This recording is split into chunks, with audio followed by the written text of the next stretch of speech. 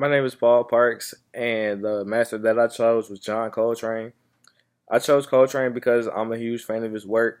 I came across Coltrane for the first time when I was in my high school jazz band, and we did multiple John Coltrane songs. When I first heard it, it was something I thought was unique and definitely ahead of its time, especially coming from a household that loves jazz music. I had never heard John Coltrane or anything that was like it. As far as the books is concerned, I feel like I connect to this message the most because writing was a hobby for me, just like music was for him until he had what I call his wild moment in music.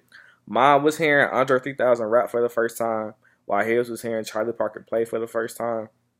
Once he heard Charlie Parker play for the first time, he became obsessed. He practiced all day, even to where his rigs would be wet with blood because he played so much it was bleed. And if you play saxophone, you kind of gotta bite down on your reeds. So he played so much that his blood would be on them.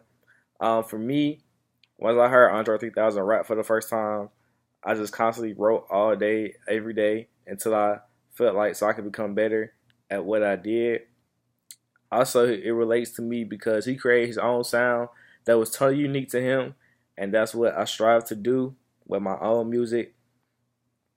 Two questions I would ask him if I had the chance to interview him would be, how did he choose saxophones as a musician? I know why I chose the instruments that I played.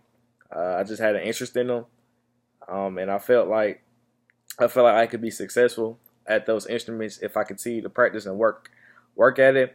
He chose the saxophone after trying different instruments, and according to the book, he really wasn't that good at it until he heard Charlie Parker and he had his wow moment. He continued to keep working and try to become better at his craft and his instrument. So I was just wondering what made him initially choose that instrument after trying other ones and not being successful. The other question I would ask would be, what was his process to write and score his music?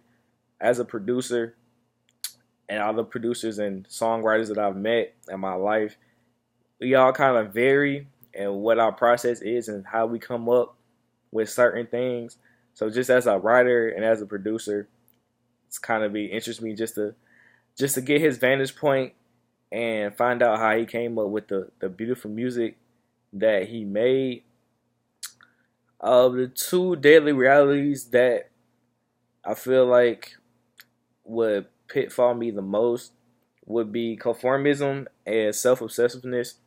Conformism, being an artist and a producer, everybody tries to make you sound like what's hot in the industry right now, what sells. But to me personally, being true to who you are and yourself will make people respect you more, and it makes your talent shine out better. Because if you do what everybody else is doing, once that trend is done, if you're really not that talented of a person, what you left with? If you sit there and follow trends, you be out with the trend does. But if you take your time and really stay true to who you are and as an artist, your talent shine through and you can stay in for the long haul.